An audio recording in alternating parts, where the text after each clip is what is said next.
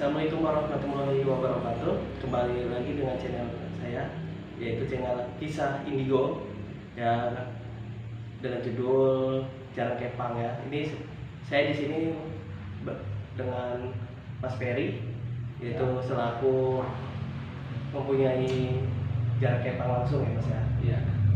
Saya mau nanya nih Mas, apa sih Jalan Kepang itu kalau kita bergabung ke situ tuh kita harus dengan ritual atau gimana Mas?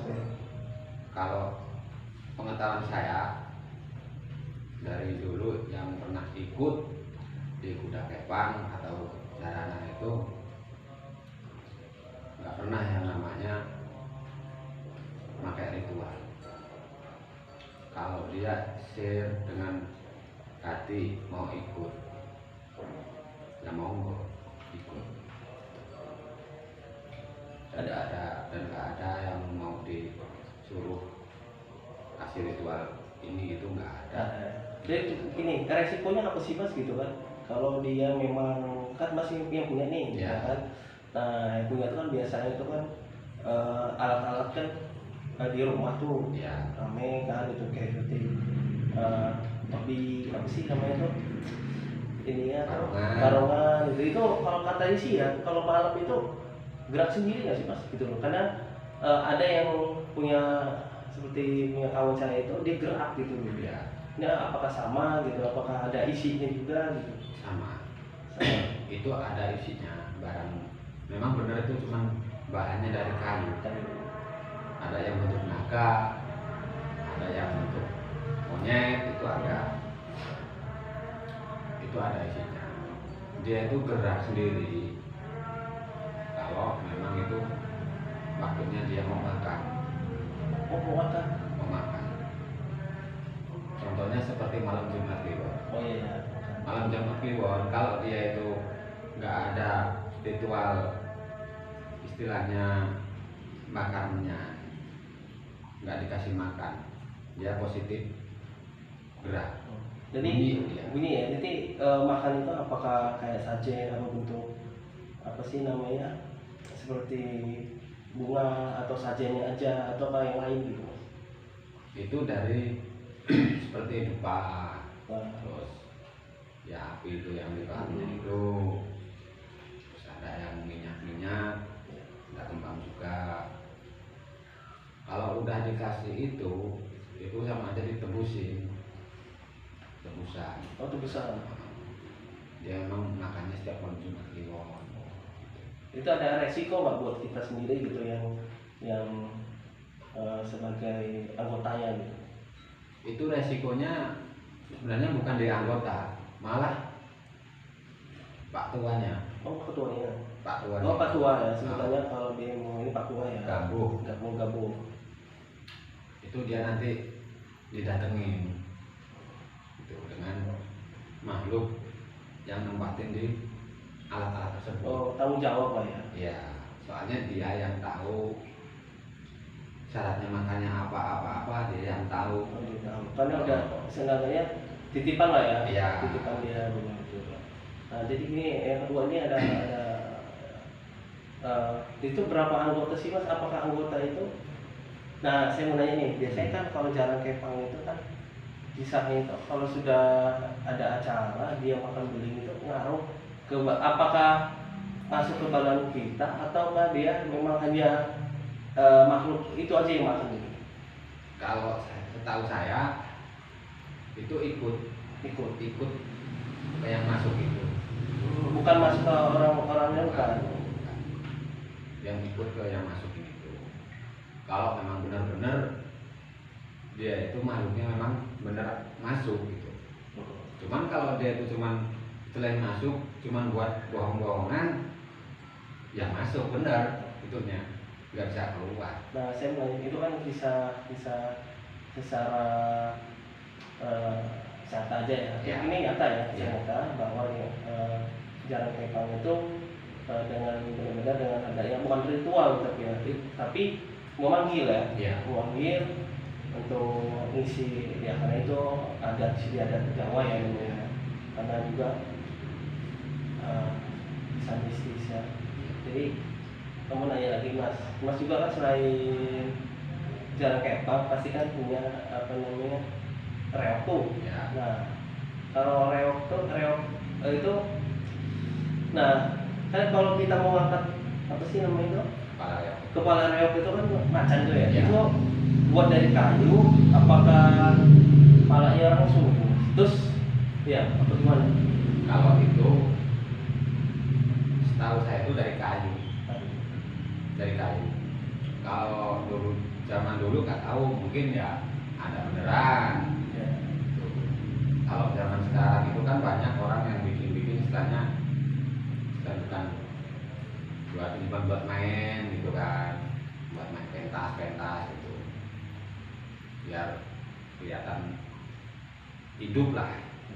Terus itu ibaratnya kita ngigit gitu ya. Iya. Jadi kan kalau reoknya ngigit itu kalau manusia tanpa sadar emang kuat mas gigit itu? Kuat. Oh kuat. Nah kalau kita reok tuh kita gini itu kepalanya itu apakah nggak ini sih? Biar kalau enggak Dia ada trik mas. oh ada trik. Kalau semuanya situ pas ngelihat ada reok, perhatiin dia pakai kepala reok itu, otomatis dia nggak mungkin lehernya ini gini, pasti gini. Oh gitu. Oh Pasti gini. pas make apa? Pas pakai pasti gini dia, nggak mungkin gini. Kalau gini pas masih santai, nggak gerak. Cuman kalau udah mulai gerak, agak gini. Itu kena buat gunanya buat apa? Kita nahan. Nahan si kepala reok tadi yang gede tadi itu. Iya. Nah, itu kalau bukan istilahnya ahlinya yang main, bahaya mas. Bisa leher kena, kadang gigi aja bisa lepas. Iya, karena bisa Gigi. itu kuat ya. Itu, nah, apa ada ngaruhnya nggak sama goib? Maksudnya dengan mistisnya itu, kan ada sih, ada ya. Ada mas. Justru kehadiran sebelum ada jaranan ini malah reok dulu mas. Dari reok inilah muncul kesenian-kesenian itu. Apakah itu perlu sajen juga gitu? Kayak apa lebih sajennya lebih utama dari jarang kepang apa? Ada kalau saja kasih sajen aja ada reok ada. Cuman kan dia nggak seperti jaranan. Kalau jaranan itu banyak sajennya, banyak bener. Cuman kalau reok istilahnya masih bisa satu meja itu masih bisa tempatnya gitu kan. Kalau jaranan itu banyak. Kalau jaranan. Jadi istilahnya ini lah ya apa sih? Itu lebih kekuatannya lebih jarang kepang apa sih di reok ini kekuatannya? Misalnya kan kalau goib itu punya kekuatan masing-masing nih tingkatannya. Jadi apakah dia tingkatannya itu lebih tinggi si reok? Apakah si ini? Mbak kalau pengalaman mas di Kalau pribadi saya tinggi reok mas. reok Sesuai dengan urutannya tadi itu, urutannya reok dulu sih. iya betul. Terus ini apakah kan ada nih saya punya kawan juga cerita katanya dia itu kalau si reok itu dia apa sih dengan sukma macan katanya ya, sukma macan atau harimau macan itu harimau ya.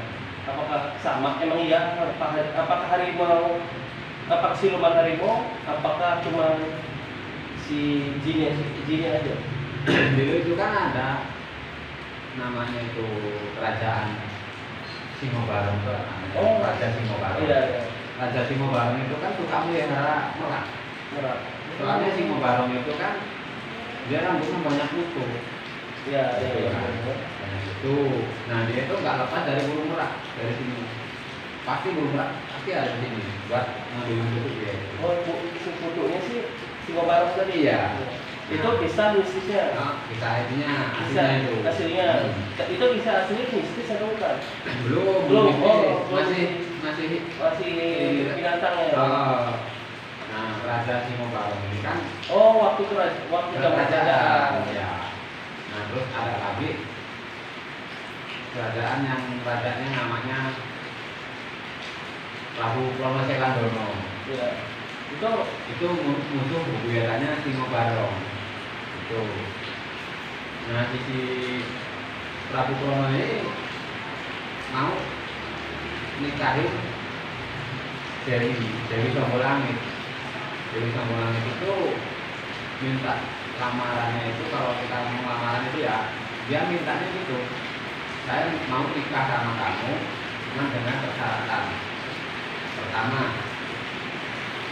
manusia berkepala hewan,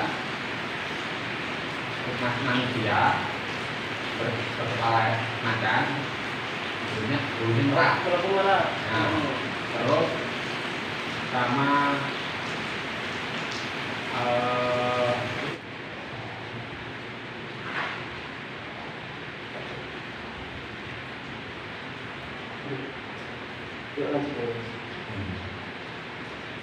itu mau ngelamar di Solo, bawa macan sama merah itu, terus sama putri serat berapa ratus sekian ekor sama kudanya itu, sama tari orang bertopeng. Ya, ini tiba-tiba mati tuh selesai. Beda. Bertopeng sama kuda bertopeng. Dan itulah perang dia ini. Kerajaan ini perang.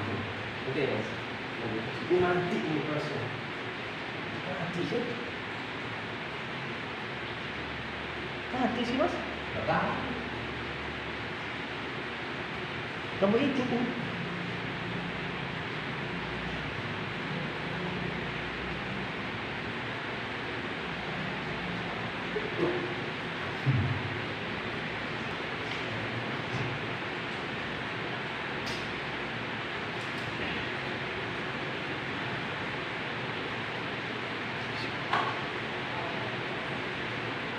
Bukan campur benar. Apa ya? Apa ya, Mas? Dekat. Ini di sebelah kiri terus nih. Tuh.